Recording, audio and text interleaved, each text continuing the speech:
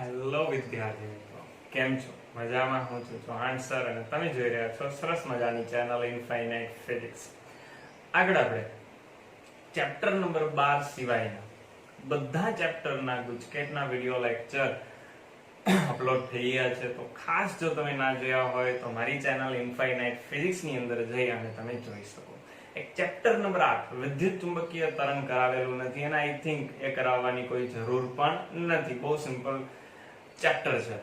Okay, એ સિવાયના બધા chapter upload થઈ ગયા છે, તો ખાસ જઈ અને જોઈ લેજો.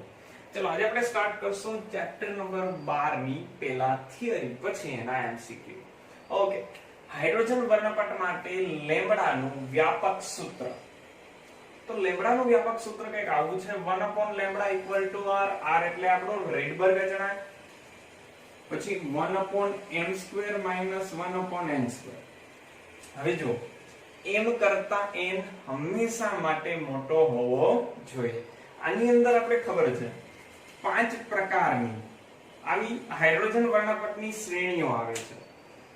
જો આવી રીતે એને યાદ રાખશું, લાઈ બાપા બ્રેકેટ 5. બરોબર, આપણે જેમ આપણે પપ્પા પાસે માંગતા હોય કે લાવો કંઈક ખર્ચા પાણીના, લાવો કંઈક વાપરવાના, એવું જ સૂત્ર અહીંયા છે. શું છે? લાઈ બાપા બ્રેકેટ 5. લાઈ એટલે લાઈમન, બા એટલે બામર, પા એટલે પાસવન, બ્રેકેટ અને ફન. આવી 5 પ્રકારની સિરીઝ હાઇડ્રોજન વર્ણપટની અંદર જોવા મળે છે. ઓકે, એમાંની પહેલી લાઈમન. જો લાઈમન હોય ને તો અહીંયા સૂત્રમાં અહીંયા તમારે 1 મૂકવું જોઈએ. તો આપણું ઇક્વેશન કેવું થાય? 1 2 ના ઇક્વેશન હું તમને બતાડું જેથી તમને ખ્યાલ આવી જાય. 1/λ = r. લાઈમન સિરીઝ છે. લાઈમન સિરીઝ હોય તો અહીંયા 1/1² માઈનસ. પછી જો પ્રથમ અવસ્થાની અંદરની વાત કરવી હોય તો 1 પછી ડાયરેક્ટલી શું આવે? 2. તો અહીંયા તમારે મૂકવું જોઈએ 1/2². અને જો એમ ના હોય, આપણે કીધું જ ના હોય, કોઈ ચોખવટ ના હોય, તો n² મૂકો તોય ચાલે. પણ 1 પછી ડાયરેક્ટલી શું આવશે? 2. બરાબર, એને h આલ્ફા કહેવાય.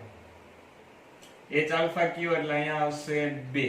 એટલે પ્રથમ h આલ્ફા રેખા થઈ. h બીટા કીધું હોય તો એના પછીનું મૂકવાનું. 2 પછી શું આવે? અહીંયા 3.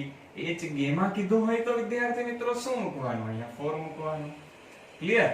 ઓકે, કોઈ ચોખવટ ન હોય તો n. ક્લિયર થઈ ગયું આટલું? ઓકે, દાખલા તરીકે ધારી લ્યો કે ભાઈ બ્રેકેટ શ્રેણી આપી છે, તો એનું સૂત્ર તમે કેમ બનાવશો? 1/λ = r 1/, ચલો બ્રેકેટ માટે ક્યાંથી સ્ટાર્ટ થાય? 4 થી માઈનસ 1/n². હવે હું તમને એમ કહું, આના માટે h આલ્ફા નું સૂત્ર લખો. h આલ્ફા નું ઇક્વેશન શું થાય? 4 પછી આગળ શું આવે? 5. રેડી ને? હું તમને કહું h બીટા નું લખો તો શું થાય? 6. h gamma 7. આવી રીતે. ચલો હું તમને કહું કે પાસવન સિરીઝ નું સૂત્ર લખો. તમે શું કરશો? પાસવન સિરીઝ નું સૂત્ર લખવા માટે અહીંયા 3 નો વર્ગ. રેડી ને? અને h આલ્ફા કહું તો તમે 3 પછી શું આવશે? 4. h બીટા કીધું હોત તો 5. આવી રીતે. બરોબર, તો આવા સૂત્રો બનાવતા આની ઉપરથી તમને અહીંયાથી આવડવા જોઈએ. આ ખાસ ખ્યાલ રાખજો. ચલો આગળ વાત કરીએ કોણીય વેગમાન. કોણીય વેગમાનનું સરસ મજાનું ઇક્વેશન છે nh/2π. ઘણા બધા એમસીક્યુ ની અંદર કામ લાગશે, તો ખાસ યાદ રાખજો. બીજું એક સિમ્પલ સૂત્ર mvr. ચલો, ઇલેક્ટ્રોનની કક્ષીય ત્રિજ્યા. આ ચેપ્ટર ની અંદર થોડાક ઇક્વેશન મોટા આવશે. જે પરમાણુ છે, ન્યુક્લિયસ છે, આપણું દ્રવ્ય અને વિકિરણનો દ્વૈત સ્વભાવ છે, ક્વોન્ટમ ફિઝિક્સના ચેપ્ટર છે, એટલે એને સમજવા માટે જે સૂત્રો આવે છે થોડાક અઘરા આવે. તો સૂત્રો યાદ રાખવા પડશે. r = શું થાય? n² h² ε0 છેદની અંદર પાઈ z e²m. એમ ઇલેક્ટ્રોનનું દળ. બરોબર, એમ લખવું હોય તો લખી શકો. ઇલેક્ટ્રોનનું દળ છે. ચાલો, તો r નું સૂત્ર યાદ રાખીએ. r = n² h² ε0 છેદની અંદર પાઈ z e²m. ઓકે, મારે અહીંયા ચલન મૂકવું છે. ઘણી બધી વખત આ કામ લાગશે. r ચલે છે તો ચાલો n². n બદલી શકે. કેટલામી ધરાસ્થિતિ છે એની? ધરાસ્થિતિ એટલે તો પ્રથમ ધરાસ્થિતિ એટલે તો ગ્રાઉન્ડ લેવલ થઈ ગયું. બરોબર, પણ કેટલામી ઉત્તેજિત અવસ્થાઓ છે એ મૂકવા માટે તમારે n નો ઉપયોગ થાય. દરેક માટે અલગ અલગ મળે તો n એમને રાખીએ. h² પ્લાન્ક કોન્સ્ટન્ટ ચલન મૂકે નીકળી જાય. ε0 એની વેલ્યુ આવડે છે 8.85 ગુણાકારમાં 10⁻12 નીકળી જાય. પાઈ નીકળી જાય. z પરમાણુ ક્રમાંક બધાનો સરખો ના હોય તો છેદમાં આવશે z. ઓકે, e2 ઇલેક્ટ્રોન નો ચાર્જ કેટલો 1.6 ગુણાકારમાં 10⁻19 નીકળી જાય. me ઇલેક્ટ્રોન નું દળ કેટલું 9.1 ગુણાકારમાં 10⁻31 કિલોગ્રામ નીકળી જાય, અચળ છે. ઓકે, તો r ચલે છે n²/z. ચાલો હવે ઉર્જાનું સૂત્ર લખીએ. n મુખ્ય ક્વોન્ટમ નંબર વાળી ઇલેક્ટ્રોનની કુલ ઉર્જા En એનું ઇક્વેશન છે -z2 e ની 4 m 8 epsilon 0 square n square h square -z2 e ની 4 m m એટલે ઇલેક્ટ્રોનનું દળ ફરી દયો એની છેદની અંદર 8 epsilon 0 square n square h square. ચાલો અને તમારે અહીંયા જે વેલ્યુ છે આ બધાની, આ તમને હમણાં જ બોલ્યો, આ બધાની વેલ્યુ તમને ખબર છે. પ્લાન્કનો અચળાંક 6.625 ગુણાકારમાં 10⁻34 આ બધાની વેલ્યુ ખબર છે, મૂકી દો. ઇલેક્ટ્રોન વોલ્ટમાં ફેરવો તો 13.6 ઇલેક્ટ્રોન વોલ્ટ આવશે. તો En ઇક્વલ ટુ બીજું એક સૂત્ર થઈ ગયું -13.6 z2/n2 અને En માં પણ ચલન મૂકું તો શું મળે વિદ્યાર્થી મિત્રો? અહીંયા z2 છેદમાં n2. આ કામ લાગશે. r માં જે ચલન મૂક્યું છે અને આપણી ઉર્જાની અંદર જે ચલન મૂક્યું છે MCQ સોલ્વ કરવા માટે ખાસ કામ લાગશે. ચલો આગળની થિયરીઓ જોઈએ. nમી કક્ષાના ભ્રમણ કરતા ઇલેક્ટ્રોનની આપણે મેળવવાની છે ગતિ ઉર્જા અને સ્થિતિ ઉર્જા. ગતિ ઉર્જાનું ઇક્વેશન જુઓ k એક તો 1/2 mv2. આ તો બહુ સિમ્પલ છે, આપણે ઘણા ટાઈમથી ભણતા આવીએ છીએ. બીજું equation 1/8 pi epsilon 0 z e2/r. શું છે ગતિ ઉર્જાનું equation? 1/8 pi epsilon 0 z e2/r. આ થિયરીની અંદર મેળવેલા ઇક્વેશનો છે. સ્થિતિ ઉર્જા, સ્થિતિ ઉર્જા ઋણ હોય. સ્થિતિ ઉર્જા જ્યારે ઇલેક્ટ્રોન એની કક્ષામાં ભ્રમણ કરે છે ત્યારે એની સ્થિતિ ઉર્જા ઋણ હોય, ખાસ યાદ રાખજો. અને કેટલી હોય? -1/4 પાઈ એપ્સિલોન 0 z e2/r. ચલો કુલ ઉર્જા એટલે બે ઉર્જાનો સરવાળો, ગતિ ઉર્જા પ્લસ સ્થિતિ ઉર્જા. રેડી? કામ લાગશે આ ઘણા બધા MCQ ની અંદર. ચાલો તો જુઓ, k એટલે શું થાય? 1/8 pi epsilon 0 z e2/r. u એટલે -1/4 પાઈ એપ્સિલોન 0 z e2/r. ચાલો આની અંદરથી આ જુઓ, જે આ આખું પદ છે આ એના કરતા અડધું છે, બરોબર? તો અડધું પદ વધશે. એમ નો સમજાય તો કોમન કાઢો. શું કોમન કાઢી શકીએ? એ 1/4 પાઈ એપ્સિલોન 0 z e2/r કોમન કાઢો તો વધે શું? અહીંયા 1/2 -1. તો એ કેટલા થાય? -1/2 અહીંયા ગુણાવી દો તો 1/4 પાઈ એપ્સિલોન 0.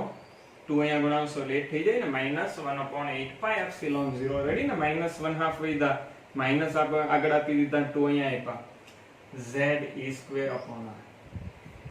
તો આનો જે સંબંધ મળ્યો ને મારે લખવો છે ગતિ ઉર્જા, બરોબર, અને સ્થિતિ ઉર્જા. આનો સંબંધ ગતિ ઉર્જા અને સ્થિતિ ઉર્જા, આનો સંબંધ. તો જો ગતિ ઉર્જા અડધી છે કેના કરતા? સ્થિતિ ઉર્જા કરતા. ગતિ ઉર્જા અડધી છે કેના કરતા? સ્થિતિ ઉર્જા કરતા. આમ લખાય કે આમ ના લખાય? વિચારો. લખી શકીએ. નો સમજાય તો જુઓ, u ની વેલ્યુ અહીંયા મૂકી દો, k નું સૂત્ર આવી જાય. u ઇક્વલ ટુ કેટલા છે? -1/4 પાઈ એપ્સિલોન 0 z e2/r. અંશનો છેદ છેદમાં એટલે 8 પાઈ એપ્સિલોન 0 થઈ ગયા ને, એટલે આપણું સૂત્ર સાચું છે. k ઇક્વલ ટુ u/2 થાય. ગતિ ઉર્જા એટલે સ્થિતિ ઉર્જાનું અડધું, બરોબર? નિશાની આવે ઋણ વચ્ચે. કેવી નિશાની આવશે વચ્ચે? ઋણ. ઓકે, ચાલો હવે અહીંયા થોડુંક ચેક કરો. આ 8 પાઈ એપ્સિલોન 0 z e2/r એ કેનું સૂત્ર થઈ ગયું? k નું. તો કુલ ઉર્જા ઇક્વલ ટુ, આગળ ઋણ નિશાની છે તો માઈનસ k લખાય. કુલ ઉર્જા એટલે -k, તો k ઇક્વલ ટુ માઈનસ કુલ ઉર્જા. તો અહીંયા હજી હું એડ કરી શકું k ઇક્વલ ટુ માઈનસ કુલ ઉર્જા. આનો ઉપયોગ કરશું વિદ્યાર્થી મિત્રો તો ખાસ યાદ રાખજો. કે ગતિ ઉર્જા. નિશાનીની અંદર ક્યારેય પ્રોબ્લેમ આવે તો આ નિશાનીને જ આપણે ફોલો કરવાની છે. ગતિ ઉર્જા એટલે થાય સ્થિતિ ઉર્જાનું અડધું. આગળ ઋણ નિશાની, નિશાનીની વાત ન હોય તો પ્રશ્ન જ નથી. ઓકે, અને કે એટલે થાય માઈનસ કુલ ઉર્જા. આ ખાસ યાદ રાખજો.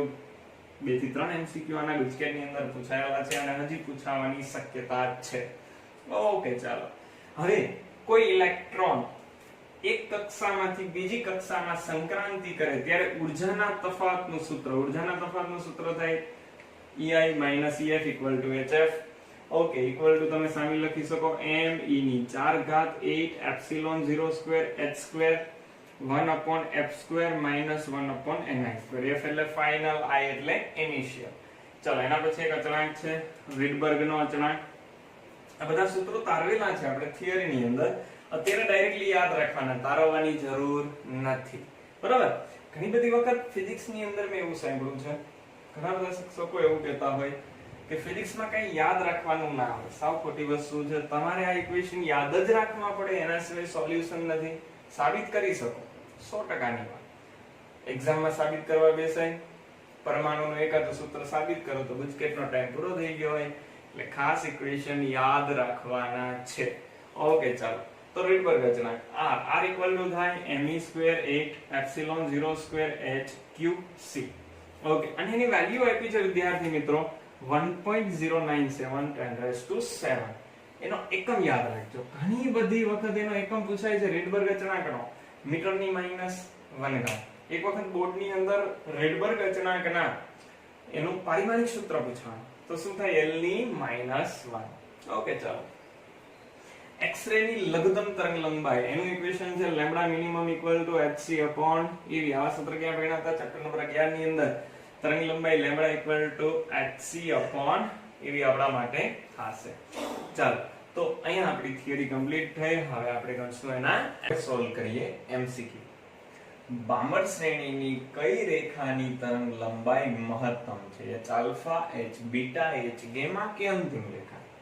તો આપણે એક જનરલ ઇક્વેશન ભણ્યા હતા તરંગ લંબાઈ વાળું 1/λ equal to r 1/m² minus 1/n².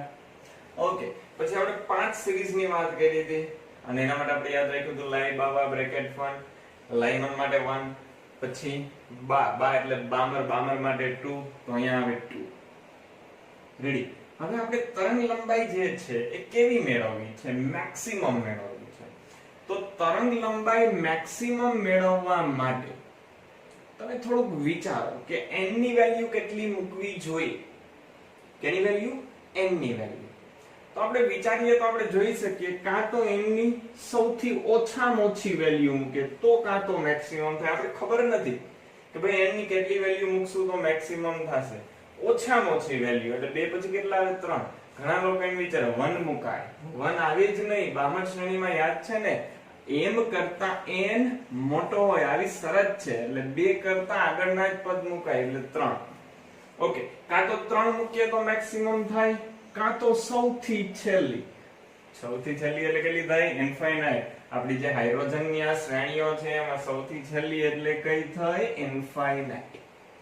તો કાં તો 3 મૂકીએ તો મેક્સિમમ થાય, કાં તો ઇન્ફાઇનાઇટ મૂકીએ તો મેક્સિમમ થાય. ચેક કરીએ, સમજીએ. ચાલો, ધ્યાનથી સમજજો. તમે અહીંયા મૂકશો 3. પેલા 3 ની વાત કરી. 3 ઇન્ફાઇનાઇટ કરતા કેવું છે? નાનું. એટલે તમે અહીંયા પદ મૂક્યું છે નાનું. નાનું પદ મૂકો તો આખાનો જવાબ કેવો આવે? મોટો. પદ નાનું મૂક્યો, જવાબ કેવો આવે? મોટો. શું કામ? વિચારો. શું કામ? છેદ નાનો તો જવાબ મોટો મળે. આપણે ખબર છે. ચાલો, તો અહીંયા આન્સર આપણો જે પણ કંઈક મળશે એ મોટો મળશે. હવે આ પદમાંથી મોટું પદ બાદ થાય તો આ આખું પદ કેવું થાય વિદ્યાર્થી મિત્રો? નાનું. સમજાણું? છેદ નાનો થયો એટલે આ પદ મોટું થયું, આ પદ મોટું થયું તો આમાંથી મોટું પદ બાદ થાય. હવે તો આમાંથી જો મોટું પદ બાદ થાય તો આખું પદ નાનું થાય. પણ જુઓ, આ મળ્યું આપણે 1/λ, આખું પદ નાનું થયું, પછી શું મળ્યું? 1/λ. ઉલટાવી નાખો. બરોબર? તો 1 ના છેદમાં નાનું થઈ જાય અને કોઈનો પણ છેદ નાનો હોય તો એનો જવાબ કેવો થઈ જાય? મોટો. તેનો અર્થ એવો થઈ ગયો કે આપણે 3 મૂકશું. શું મૂકશું વિદ્યાર્થી મિત્રો? 3. તો લેમ્બડા કેવો મળશે? મેક્સિમમ. જો આવી કોઈ માથાકૂટ ના કરવી હોય તો ડાયરેક્ટલી પણ તમે યાદ રાખી શકો. જો તરંગ લંબાઈ મેક્સિમમ જોતી હોય તો આમાંથી નાની વેલ્યુ હોય એ મૂકવાની, સૌથી નાનામાં નાની વેલ્યુ મૂકવાની. અને જો તરંગ લંબાઈ મિનિમમ જોતી હોય તો સૌથી મોટામાં મોટી વેલ્યુ મૂકવાની. ક્લિયર? તરંગ લંબાઈ મેક્સિમમ જોતી હોય તો સૌથી નાનામાં નાની વેલ્યુ મૂકવાની, જો મિનિમમ જોતી હોય તો સૌથી મોટામાં મોટી. ચાલો તો આપણે મૂકશું અહીંયા 3. 3 એટલે શું થાય વિદ્યાર્થી મિત્રો? h આલ્ફા h બીટા કે h ગામા. મેં તમને સમજાવ્યું હતું ડીપમાં, આપણે સમજ્યા છીએ એ વસ્તુને કે 2 પછી પેલું આવે 3 તો એને કહેવાય આપણા માટે h આલ્ફા. શું કહેવાય એને? h alpha. ને ખાસ લખો, મેક્સિમમ જોતું હોય તો નાનું પદ મૂકવાનું, મિનિમમ જોતું હોય તો મોટું પદ મૂકવાનું. ચલો આ જ પ્રશ્ન થોડોક ફેરવી નાખો કે ભાઈ બામર શ્રેણીની કઈ રેખાની તરંગ લંબાઈ ન્યૂનતમ છે? તો જવાબ શું આવે? અંતિમ રેખા. આપણે શું મૂકે છેલ્લે? ઇન્ફાઇનાઇટ. ચાલો તો આનો જવાબ મળી ગયો. ચલો બીજો પ્રશ્ન. જો ક્વોન્ટમ નંબર વધે તો ક્રમિક ઉર્જા સ્તરો વચ્ચેનો તફાવતમાં શું થાય? ઘટે, વધે, પહેલા ઘટે પછી વધે કે સરખો રહે? તો ઉર્જાનું એક ઇક્વેશન છે આપણી આગળ. આ ઉર્જાનું છે, આવું જ ઉર્જાના તફાવતનું પણ બની શકે. તો ઉર્જાનું આવું છે -13.6 z² electron volt upon n². આવું આપણે ભણ્યા હતા. ચાલો અહીંયા ચલન મૂકીએ, ઈ ચલે છે 1/n². ચાલો જોજો હવે, જો ક્વોન્ટમ નંબર વધે એ ક્યાં છે? છેદમાં. તો આપણી ઉર્જાનો તફાવત વિદ્યાર્થી મિત્રો શું થાય? સિમ્પલ બની ગયું. શું થશે? ઘટે. ચાલો ત્રીજો ક્વેશ્ચન. સૌ સિમ્પલ. રુથરફોર્ડના આલ્ફા પ્રકીર્ણનના પ્રયોગમાં આલ્ફા પ્રકીર્ણનમાં ઇમ્પેક્ટ પેરામીટર b = 0 હોય માટે સાચો ખૂણો કયો? ઇમ્પેક્ટ પેરામીટર b 0 ક્યારે બને? જ્યારે કોઈ કણ તમે પરમાણુની અંદર આપાત કર્યો છે ઈ પાછો રિટર્ન થાય તો ઇમ્પેક્ટ પેરામીટર થાય 0. પાછો રિટર્ન થાય તો કેટલાનો ખૂણો બનાવે? અહીંયાથી આમ આવે છે અને પાછો રિટર્ન થાય. પહેલા દિશા હતી પછી દિશા થઈ તો 180 નો ખૂણો. તો વિદ્યાર્થી મિત્રો અહીંયા આપણો આન્સર આવશે ડી. ચાલો આગળના MCQ. હવે હાઇડ્રોજન પરમાણુમાં ધરા સ્થિતિમાં ઇલેક્ટ્રોનની કક્ષાની સ્થિતિ ઊર્જા. વિદ્યાર્થી મિત્રો અહીંયા આપી છે આપણે સ્થિતિ ઊર્જા. સ્થિતિ ઊર્જા છે E જેટલી. તો ગતિ ઊર્જા કેટલી? તો આપણે સૂત્ર યાદ છે, ગતિ ઊર્જા એટલે -u/2. તો આપી છે શું? સ્થિતિ ઊર્જા. કેટલી આપી છે? E જેટલી. તો આન્સર કેટલો થયો? -e/2. તો k = -e/2 આપણો આન્સર થઈ ગયો. પણ માઈનસ નથી તો આપણે કયો આન્સર લખવાનો હોય? ફિઝિક્સ ની અંદર યાદ રાખજો, ઋણ જવાબ ના હોય તો આપણે કયો લખવાનો? ધન. અને એને આ શું કહેવાય? ઋણ નિશાનીને અવગણતા. ચાલો તો અહીંયા આન્સર આવશે બી. ચાલો એના પછીનો સરસ મજાનો ક્વેશ્ચન. ઘણી બધી વખત આ કોણીય વેગમાનના ક્વેશ્ચન પૂછાય છે તો ખાસ યાદ આપજો. જો હાઇડ્રોજન પરમાણુની દ્વિતીય કક્ષા, ખાસ યાદ રાખજો, દ્વિતીય કક્ષા એટલે n = 2, બરોબર. તૃતીય કક્ષા n = 3, ચતુર્થ કક્ષા n = 4. પણ જો વાત આવે એવું કે ભાઈ પ્રથમ ઉત્તેજિત અવસ્થા તો n = 2, એક વધારીને કહેવાનું. ધરા અવસ્થા n = 1, દ્વિતીય ઉત્તેજિત અવસ્થા n = 3.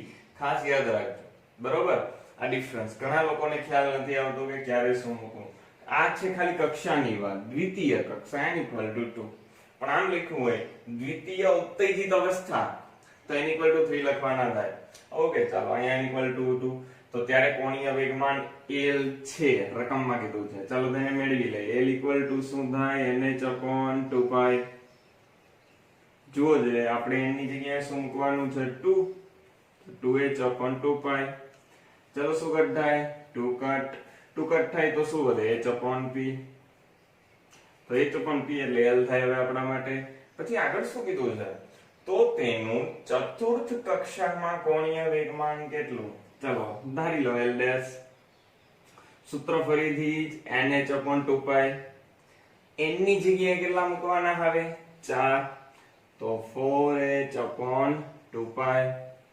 ચાલો 2 2 કટ થઈ ગયા તો આવે દો 2h/2π. 2h/π બરાબર. 2 તો કટ થઈ ગયા. ચાલો ચેક કરો h/π ની જગ્યાએ શું મૂકી શકાય? l. તો આપણો આન્સર આવી ગયો 2l. કયો છે આન્સર આની અંદર થી? આપણો છે આન્સર a.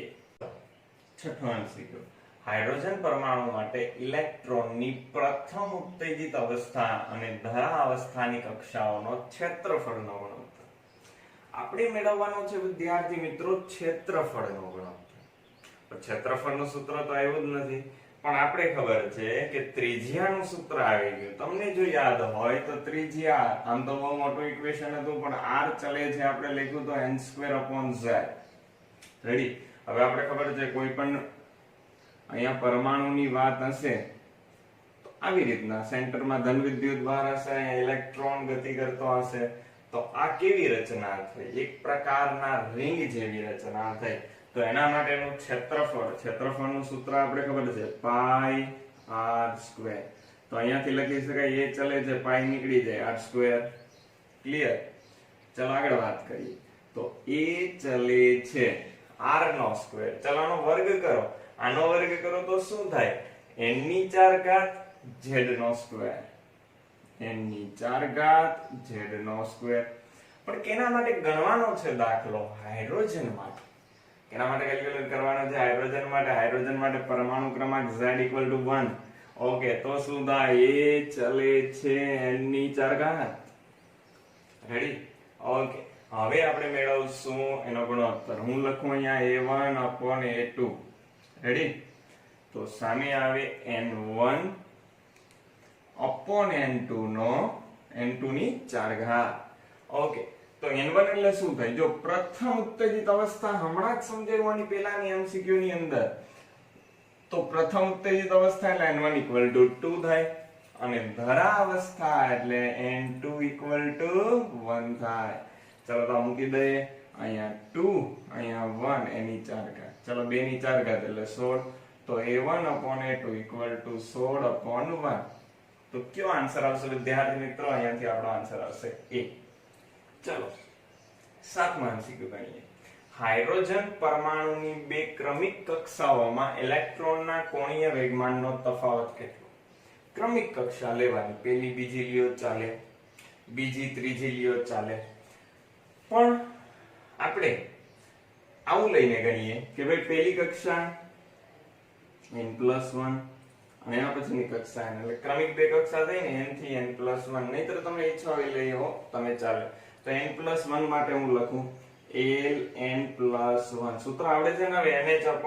તો n ની જગ્યાએ કેટલા મૂકવાના? n+1. Okay, h/2π.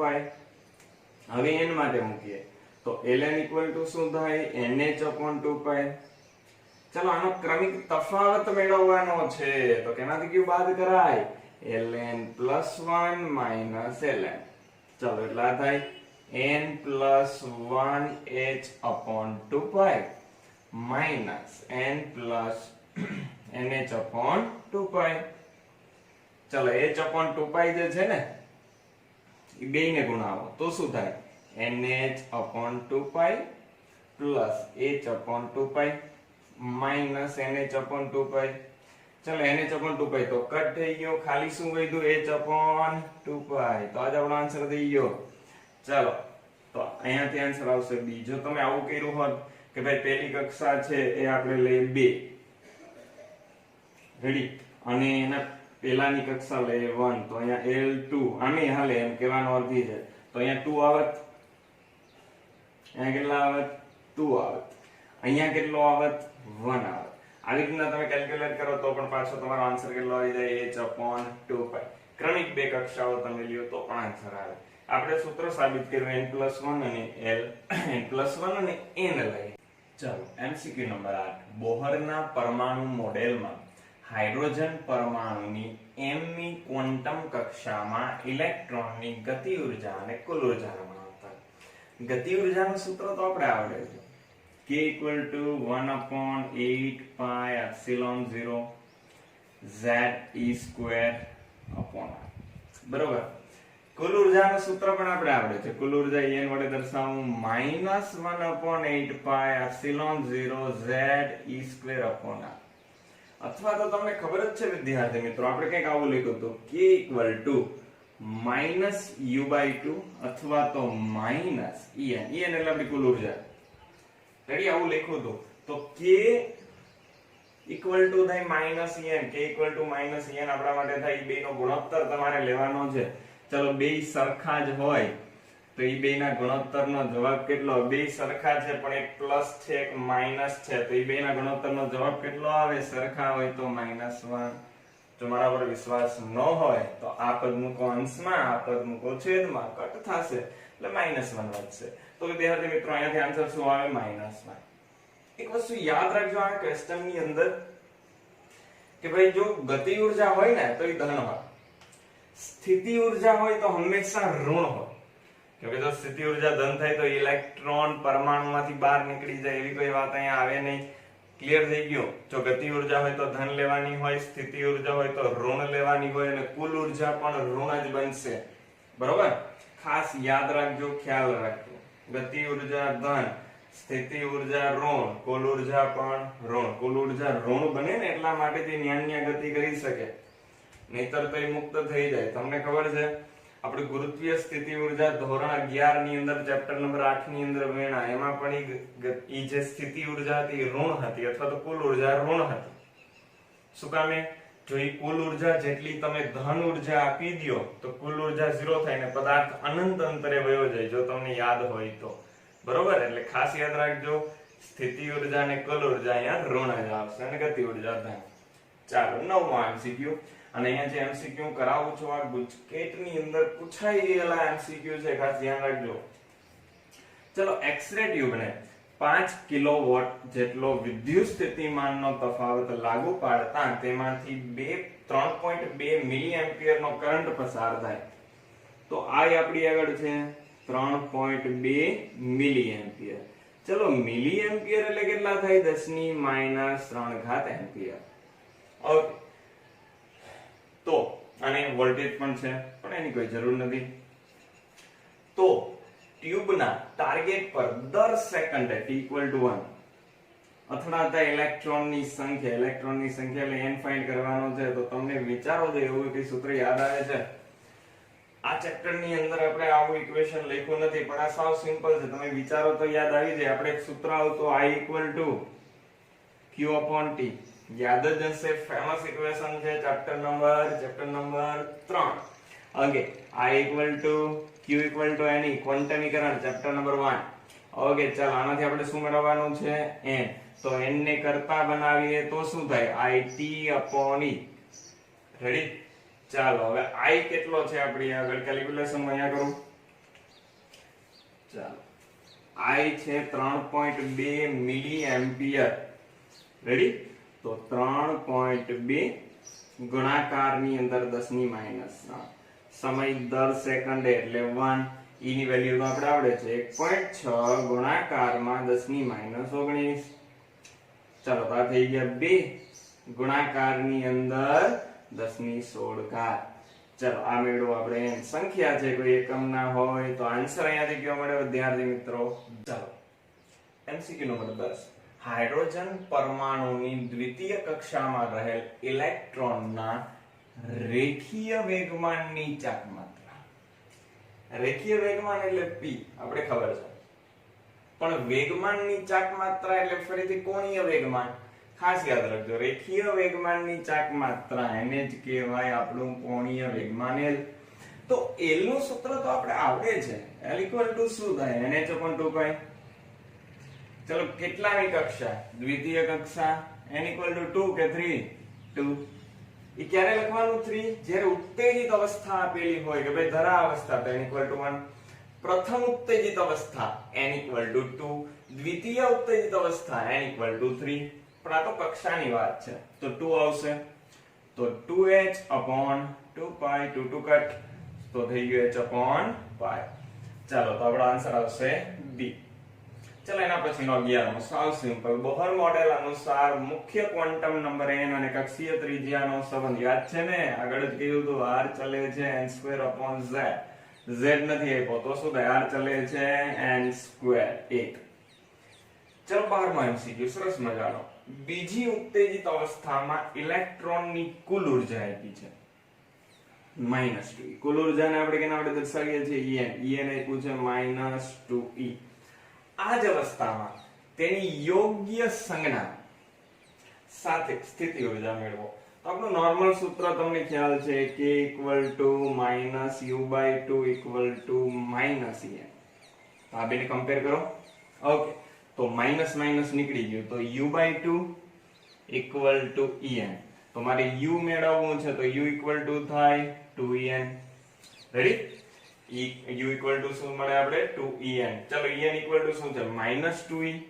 તો આન્સર કેટલો આવશે? -2e ગુણાકારમાં 2 એટલે કેટલા થઈ ગયા? -4e. ચાલો અને ચેક કરો સ્થિતિ ઉર્જા ઋણ મળવી જોઈએ. મળે છે, બરાબર? સ્થિતિ ઉર્જા ઋણ મળે છે તો આપણો આન્સર કેવો છે? સાચો.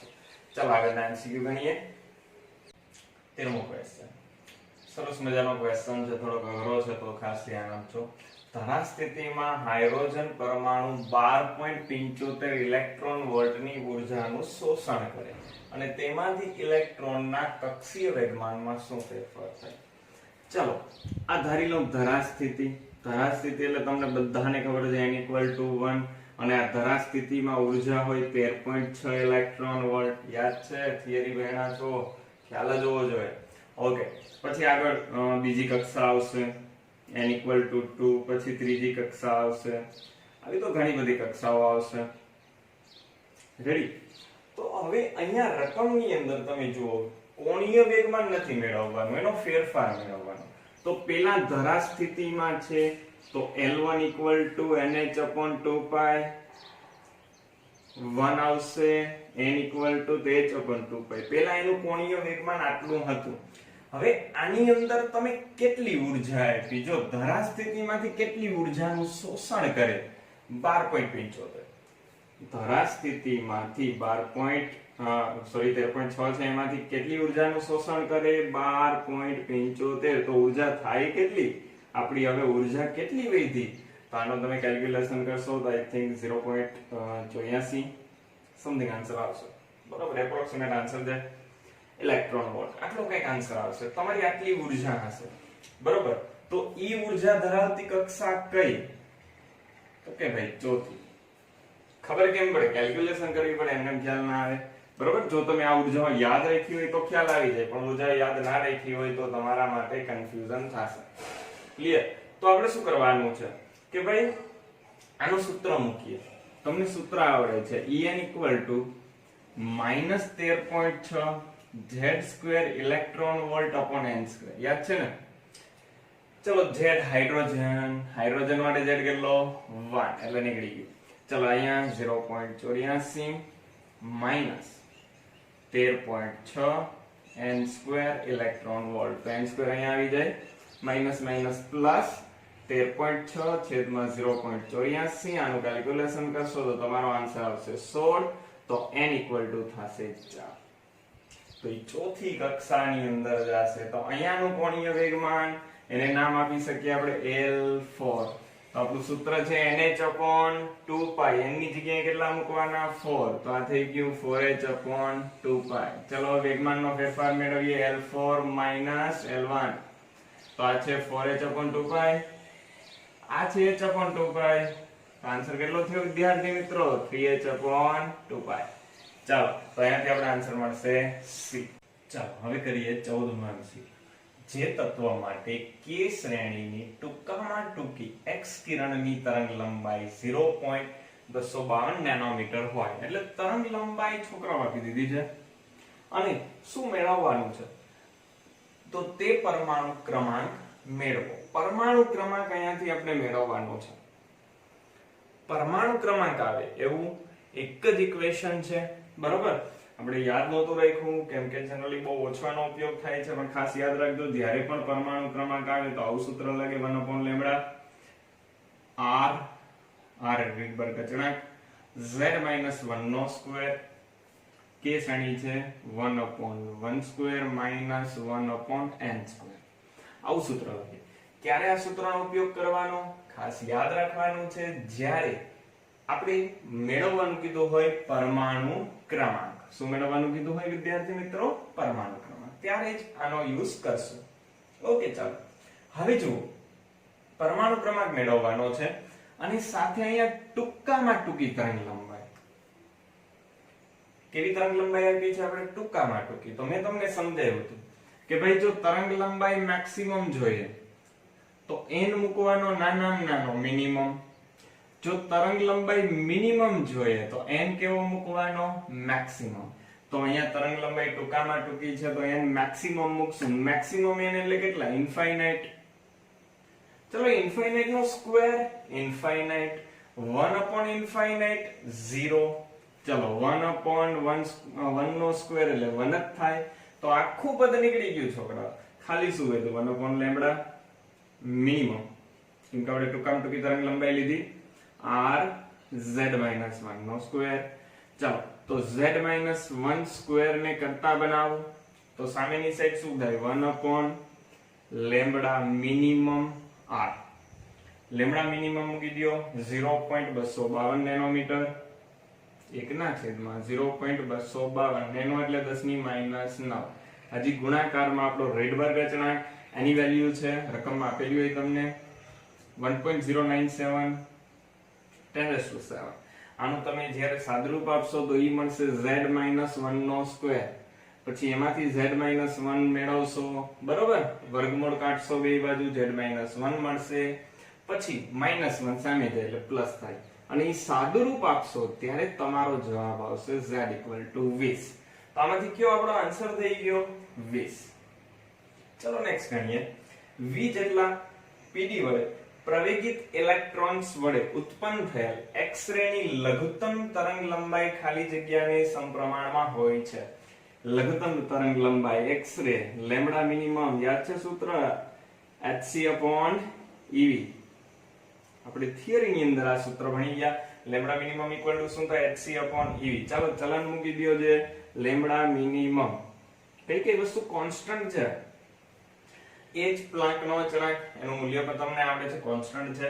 c કોન્સ્ટન્ટ છે. e એટલે શું થાય? ઇલેક્ટ્રોનનો વીજભાર 1.6 ગુણાકારમાં 10⁻⁹ તો એ પણ કોન્સ્ટન્ટ છે. તો લેમ્બડા મિનિમમ ઇક્વલ ટુ શું આવે? 1/v. તો ચાલો કયો આન્સર થયો આપણો? a. MCQ number 16. એક્સ-રે ની તરંગ લંબાઈના કયા ગાળામાં હોય છે એની આપણે વાત કરવાની છે. એક્સ-રે ની તરંગ લંબાઈ ખાસ યાદ રાખજો, ટેક્સ્ટ બુક ની અંદર આનું મૂલ્ય લખેલું છે. એક્સ-રે ની તરંગ લંબાઈ હોય 0.001 નેનોમીટર થી 1 નેનોમીટર. ચાલો સિમ્પલ એવો થિયરિકલ ક્વેશ્ચન હતો. ચાલો આગળ આપણે વાત કરીએ. એના પછીનો ક્વેશ્ચન સરસ મજાનો છે, ખાસ ધ્યાન આપજો. બે વખત સેમ ક્વેશ્ચન પૂછાઈ ગયેલો છે. એક છે આઈ થિંક 28મો, સૌથી લાસ્ટ. તો એ કાર્ય બંને આપણે એમસીક્યુ ગણી નાખીએ. જો λ1 λ2 અનુક્રમે લાયમન શ્રેણી અને પાસવન શ્રેણીની પ્રથમ અનુક્રમ નંબરની રેખાની તરંગ લંબાઈ હોય તો λ1 અને λ2 ફાઇન્ડ કરવાનો છે. તો પહેલા આપણે લઈએ લાયમન શ્રેણી. લાયમન પેલી થઈ એટલે એનું સૂત્ર થાય 1/λ1 = r. પેલી થઈ તો અહીંયા 1 સ્ક્વેર માઈનસ એની પ્રથમ એટલે 1 પછી શું આવે? 2 એટલે 2 સ્ક્વેર. ચાલો તો 1/λ1 = r. આ થઈ ગયો 1 - 1/4. ચલો સાદુરૂપ આપીએ. 4 - 1 એટલે 3, 3/4 થઈ ગયો. તો 1/λ1 આ r આ 3/4. ચલો λ1 મેળવો, પણ આપણે તો મેળવવું છે λ1, કેમ કે પછી ગુણોત્તર લેશું λ1/λ2 નો. તો λ1 શું થાય વિદ્યાર્થી મિત્રો? 4/3r. ચલો લાયમન ની વાત થઈ ગઈ. હવે કઈ સિરીઝ લેશું? પાસવાન. ચલો 1/λ2 = r. પછી તમને યાદ છે ને લાઈ બા પા એટલે ત્રીજી આવી, બરોબર? ત્રીજી એટલે 1/3 નો સ્ક્વેર માઈનસ એના પછીની પ્રથમ એટલે 4. તો 4 સ્ક્વેર. ઓકે ચાલો, તો 1/λ2 equal to r 1/9 minus 1/16. ચાલો r 16 અહીંયા, 9 અહીંયા, 16 માંથી 9 જાય કેટલા વધશે? 7 છેદમાં 16 ગુણાકારમાં 9, 16 ગુણાકારમાં 10 કરો તો 160, 160 માંથી 16 કાઢી લ્યો તો 16 ગુણાકારમાં 9 થઈ ગયા, 160 માંથી 16 કાઢો 144. ચલો 1/λ2 મળ્યું, પણ મારે તો જોઈએ λ2, તો ઈ થાય 144 ના છેદમાં 7r. ઓકે ચાલો, હવે મારે લેવાનો છે બેયનો ગુણોત્તર λ1/λ2. ચાલો તો શું થાય? આ છે 4/3r. તમને પેલું યાદ છે ને, જ્યારે પણ આપણે છેદમાં મૂકીએ ટોટલ 4 પદ આવે એટલે આને કેમ મૂકવાનું? ઉલટાવીને મૂકી દેવાનું. તો આ 7r બાય 144, એક તો r કટ. ચાલો અહીંયા 2 વડે ભાગ ચાલે તો કેટલા આવશે? 144 ના ભાગાકારમાં 2 એટલે 72, પાછા 2 વડે ભાગ ચાલે 36, 36 ગુણાકારમાં 3, 36 ગુણાકારમાં 3, 30 ગુણાકારમાં 3 એટલે 90, 6 ગુણાકારમાં 3 એટલે 18, તો 108 થઈ ગયા. તમે કેલ્ક્યુલેટરમાં કરી લેજો. λ1/λ2 ઇક્વલ ટુ શું થાય? 7 ના છેદમાં 108. ચાલો તો આપણો આન્સર આવશે વિદ્યાર્થી મિત્રો અહીંયાથી ડી. ચલો next question, MCQ number 18, hydrogen પરમાણુની વર્ણપટ રેખાઓની સંખ્યા. તો આગળ જ આપણે વાત કરી ગયા છે, હાઇડ્રોજન પરમાણુ માટે વર્ણપટની રેખાઓની સંખ્યા ઇન્ફાઇનાઇટ જેટલી હોય. ચલો એના પછીનો 19મો ક્વેશ્ચન, સરસ મજાનો પ્રશ્ન, કે જેટલી ગતિ ઉર્જા ધરાવતા આલ્ફા કણ માટે ન્યુક્લિયસના કેન્દ્રથી લઘુત્તમ અંતર r0 મળે છે. જો ટૂંકે જેટલી ગતિ ઉર્જા કરવામાં આવે તો આલ્ફા કણ આપાત કરવામાં આવે તો અંતર કેટલું મળે? ચલો ધ્યાનથી સમજો. આપણું ન્યુક્લિયસ છે બરોબર, જેની અંદર આપણા ધન વિદ્યુતભાર રહેલા હશે, ફરતે ઇલેક્ટ્રોનનું વાદળ હશે. હવે અહીંયાથી હું આપાત કરું છું આલ્ફા કણ, એનો વિદ્યુતભાર મને લખાવો 2e. યાદ છે ને આલ્ફા કણનો વિદ્યુતભાર કેટલો થાય? 2e. આપણે ન્યુક્લિયસ ચેપ્ટર ની અંદર આવે છે, આપણે ઘણી બધી વખત આ સમજી ગયા. આનો વિદ્યુતભાર મને ખબર નથી એટલે હું Ze લખી નાખું. ઓકે, અહીંયાથી આપાત થાય છે, અહીંયા એની ગતિ ઉર્જા છે કે, અહીંયાથી આમ આપાત થાય, ઈ ક્યાં રોકાશે? વિચારો, એક પદાર્થ ક્યાં રોકાશે જ્યાં એની ગતિ ઉર્જા સંપૂર્ણ નાશ થઈ જાય? સંપૂર્ણ નાશ થવાનો ઇન ધ સેન્સ ઉર્જા નાશ ના થાય. નાશ થવાનો અર્થ છે કે ગતિ ઉર્જા પોતાનું સ્વરૂપ બદલી નાખે અને બધી ઉર્જા અહીંયા આવશે ને એટલે સ્થિતિ ઉર્જામાં ફેરફાર થાય. સ્થિતિ ઉર્જામાં ફેરવાઈ ગઈ એવું આપણે ધારીએ બરોબર. કેમ કે તમને ખબર છે I ધન ચાર્જ, ન્યુક્લિયસનો ચાર્જ પણ ધન, બે વચ્ચે શું લાગે? અપાકર્ષણ. તો જેમ આગળ જશે એમ સ્પીડ ઘટતી જશે, ગતિ ઉર્જા ઘટતી જશે. ગતિ ઉર્જા જેટલી ઘટે એનું રૂપાંતરણ કેમાં થાય? સ્થિતિ ઉર્જામાં. તો અહીંયાથી ધારી લઉં કે અહીંયા પહોંચે ત્યારે સંપૂર્ણ ગતિ ઉર્જાનું રૂપાંતરણ સ્થિતિ ઉર્જામાં થઈ ગયું બરોબર. તો ન્યુક્લિયસના કેન્દ્રથી આ જે ડિસ્ટન્સ કહેવાય છે એને કહેવાય એનું ક્લોઝેસ્ટ ડિસ્ટન્સ r0, ન્યુક્લિયસના કેન્દ્રથી અંતર. ચાલો તો કે એમને એમ રાખીએ. U નું સૂત્ર સ્થિતિ ઉર્જાનું ચેપ્ટર નંબર 2 ની અંદર આવી ગયું. K Q1 પેલો ચાર્જ, Q2 બીજો ચાર્જ, Ze છેદમાં એની વચ્ચેનું અંતર, બે વિદ્યુતભાર વચ્ચેનું અંતર એટલે r0. ચલો મારે r0 મેળવવાનો છે તો r0 ને કરતા બનાવું તો r0 equal to k 2e² z upon r0. થોડાક નાના અક્ષર થયા છે, સોરી, k. ઓકે, થોડુંક વ્યવસ્થિત લખું બરોબર, તમને કન્ફ્યુઝન ના થાય એટલા માટે આકૃતિ હવે કાઢી નાખું. r0 વાળું જે સમજાવવાનું હતું એ તમને આઈ થિંક સમજાઈ ગયું હશે. ચાલો હવે આ k અને આ k કટ નહીં, આ ગતિ ઉર્જા છે અને આ શું છે? આપણો ડાઇલેક્ટ્રિક અચળાંક છે એટલે k ઇક્વલ ટુ કન્ફ્યુઝન ના થાય તમને એટલે હું મૂકી દઉં 1/4πε0. રેડી? હવે આનું સાદુરૂપ આપું તો આ થાય 2ze² છેદની અંદર r0 ને અહીંયા લઈ લઉં 1/4πε0 2ze² upon k. ચલો ચલન મૂકું તો r0 ચલે છે 1/k, બાકીના બધા અચળ છે બરોબર. z એટલે પરમાણુ ક્રમાંક અચળ હોય, 2 તો અચળ છે, 1/4πε0 અચળ છે, e² અચળ છે. તો r0 ને ગતિ ઉર્જા વ્યસ્ત ચલનમાં હોય, ગતિ ઉર્જા આપણે કેટલી કરશું? બમણી. ટૂંકે કરશું, ચેક કરજો રકમની અંદર, ગતિ ઉર્જા કેટલી કરશું? 2k. તો આપણી ત્રિજ્યા કેટલી થાય? અડધી. તો વિદ્યાર્થી મિત્રો આપણો આન્સર થઈ ગયો. તો ત્રિજ્યા થઈ મારા માટે અડધી. MCQ નંબર 20 સેમ મેથડ નો, પણ એમાં મૂલ્યો આપ્યા છે અને r0 ફાઇન્ડ કરવાનો છે. તો MCQ નંબર 20 હોમવર્ક ની અંદર. ચાલો નેક્સ્ટ MCQ જોઈએ. 20 MCQ. હાઇડ્રોજન પરમાણુઓની ધારા સ્થિતિમાંથી ચોથી સ્થિતિમાં ઉત્તેજિત કરવામાં આવે છે. ધારા સ્થિતિ n=1, એમાંથી ચોથી સ્થિતિની અંદર ઉત્તેજિત કરવામાં આવે છે. ઓકે, તો ખાલી જગ્યા જેટલી સંખ્યાની વર્ણપટ રેખાઓ મળે. કેટલાની કક્ષામાં જઈએ છીએ? ચોથી સ્થિતિમાં, બરાબર, ચોથી કક્ષાની અંદર ઉત્તેજિત કરવામાં આવે છે. તો n=4 થઈ ગયા. અને વર્ણપટ રેખાઓની સંખ્યા, એનું એક સૂત્ર છે, યાદ રાખજો ખાસ, n(n-1/2). આપણા જે ઇક્વેશન છે એની અંદર એડ પણ કરી લેજો, n(n-1/2). ચોથી સ્થિતિની અંદર જાય છે n=4, બરોબર. ઓકે, ચલો તો n=4 મૂકી દઈએ. અહીંયા 4-1/2. ચલો 4 માંથી 1 જાય 3, 3 ગુણાકારમાં 4, 4 તેરી 12, 12 ના છેદમાં 2. તો આન્સર આવશે વિદ્યાર્થી મિત્રો 6.